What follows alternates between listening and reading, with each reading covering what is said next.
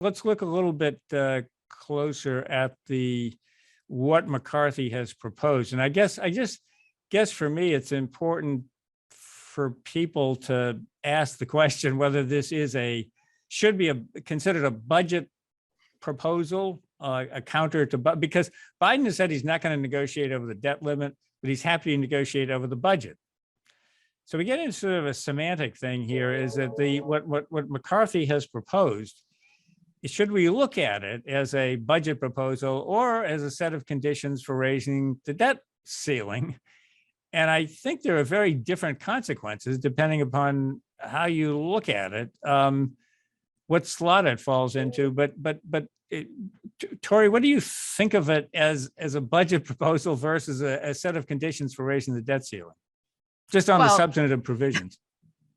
I mean, the only reason why this makes this a negotiation on the debt limit is the very last 2.5-3 pages of this 320-page legislation says, oh, and by the way, after you do all these things, we'll agree to raise the debt limit.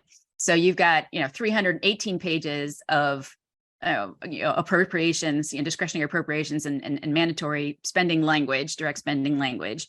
And then at the very end, you've got this little punctuation mark called the debt limit. So, I mean, you can call it what you want to call it, but I mean, I think this is something, as a former congressional staffer, this is something I would normally expect to see when we're talking about, for example, an omnibus appropriations bill at the end of the year. If Congress doesn't get all 12 of its appropriations bills done on time, we've got to throw all of them into one big kitchen sink bill. This is the type of term sheet that I would see between two opposing parties, or even between Congress and the president, when it comes to figuring out, all right, how much are we going to spend on discretionary appropriations this year? So that's an interesting point about all the complaints about an omnibus bill. And I had a similar feeling as this, this really looks like a giant omnibus bill. Yeah.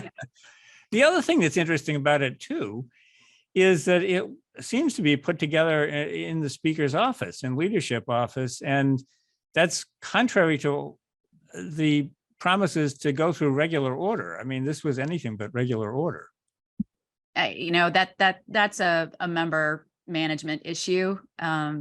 If McCarthy's House Republicans aren't squawking about the fact, that this doesn't go through the regular committee process, that's a member management issue that he has to deal with.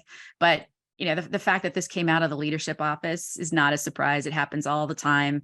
It's been a fact of life that committee chairs have had less and less and less power and authority, for decades now, as the leadership in both chambers, the House and the Senate, even when it to the parties, like the minority leader office in the Senate is extremely powerful, and same with the majority's office. So, the fact that the power is devolving to the leadership office is just been a fact of life for the last, like I said, several decades. That's not anything new.